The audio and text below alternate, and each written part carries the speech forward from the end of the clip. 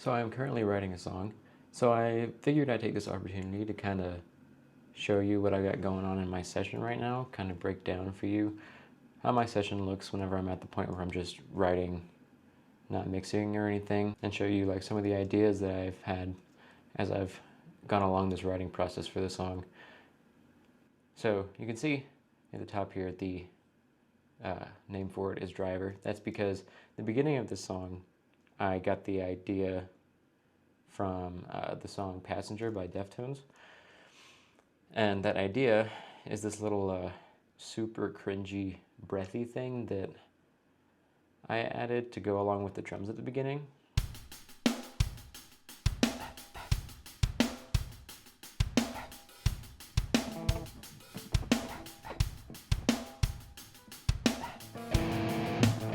Chino does generally the same thing at the beginning of Passenger, a little breathy thing. It's just my breath, super terrible. But the drums in the beginning are super simple, but I really like them. They just feel, it's MIDI drums right now, but it just feels aggressive to me. I don't know why. Maybe that's just me, but I just love it. Also, before the guitars come in, you get the like my hands moving around on the guitar before I start playing sounds. And usually I don't really like it, but I like the vibe that it gives the beginning of this song, so I'll play that for you as well, because I really do like that. All that just like, I'm not trying to do that, but that's just my hands moving around before I start playing. So now I'll play the guitar for you as it comes in. It comes in, one guitar, pan to the left.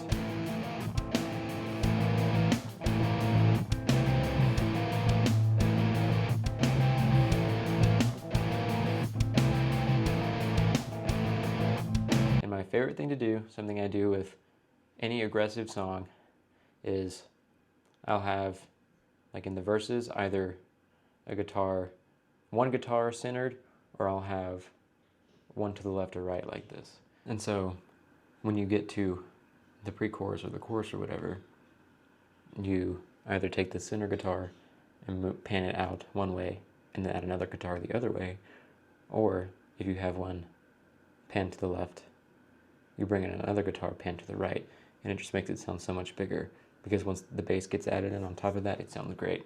And I did that here because that's what I always do.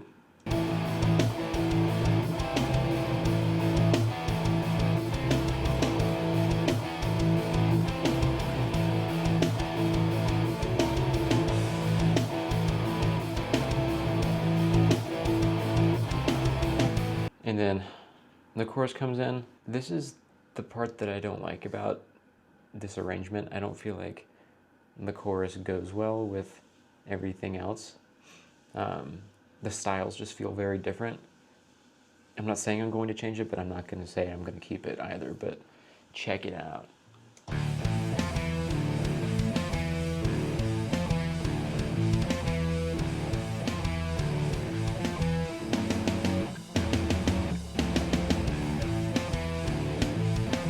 In the second half of the choruses, I originally had a double bass, just going like,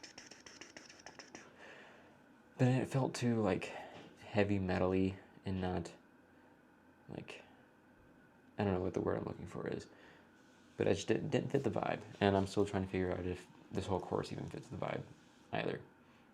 I pretty much have all the levels of each instrument kind of sitting pretty close together, so you can see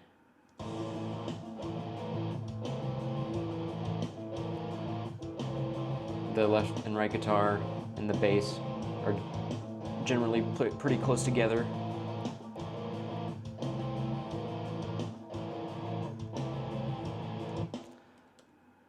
And just until recently, I used to be the guy that just had everything turned up so loud, and my master fader would be clipping constantly, and there would be no headroom to add anything. And when I say recently, I mean very, very recently. Because I enjoy loud things, that's just my problem, that's my thing, but I had to realize that if you want to have room for like if you want an ambient sound, or if you want a synth, or if you want something like that. You gotta have some headroom, or as soon as you add that new instrument, the clipping is going to be so much worse than it already was. So jumping ahead, I've got, after the second chorus, there's a bridge part, and the bass tone changes to this, it goes from using a bass amp to a high gain guitar amp. And I don't know, it just sounds really like grimy and crunchy and really nice. I really like it. I don't know if I've settled on the amp that I'm going to use for it, but I'll give you an idea of what it sounds like now.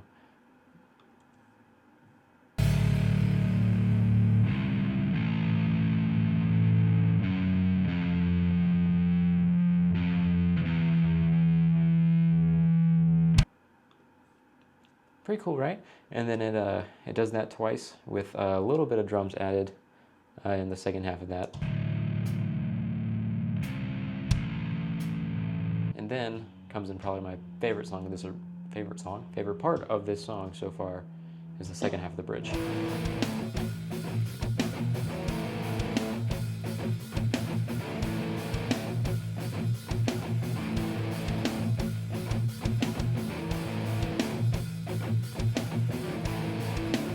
And then it jumps from that back into the third chorus.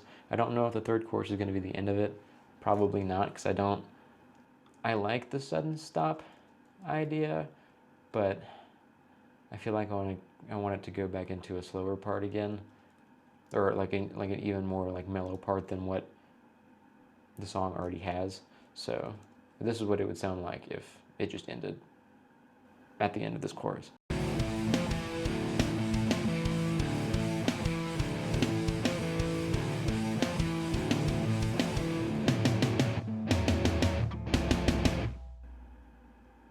It's not bad. So if I feel like it doesn't need anything else added, I could leave it that. But then again, I still may also end up changing the chorus. I digress. So for all of my amps, I'm using amp emulators, simulators, whatever you'd like to call them. I use Amplitude 5. It's a very large plugin, just like Steven Slade Drums, which I made a video on a while back. It is very much worth the money because the amount of stuff that is available to you in this plugin is very helpful, especially when you're in an apartment and you really want to use cabinets, physical cabinets, but you cannot. This is a great plugin to use. But yeah, so another thing to point out, I color grade all of my tracks, as most people do, because it's smart and it helps an ADHD brain out a lot too, to pinpoint things. I might be over exaggerating that, but that's just how I feel. And then if I have a bus for the guitars or a bus for the drums or whatever, I'll have that the same color but just a little bit darker so I can distinguish it between the actual drum track and then the drum bus. So yeah, I like how I have it right now. The chorus is definitely subject to change because, like I said, I just don't think it fits the style, but who knows. But yeah, I think that's gonna do it. I'm just getting used to making commentary videos. These might not be very helpful right now, but I gotta get used to talking to you people. So yeah, I'm also gonna be posting a video of me playing this at some point, either this week or next week. So stay tuned for that. Thanks for listening to me yap again. I'm sorry.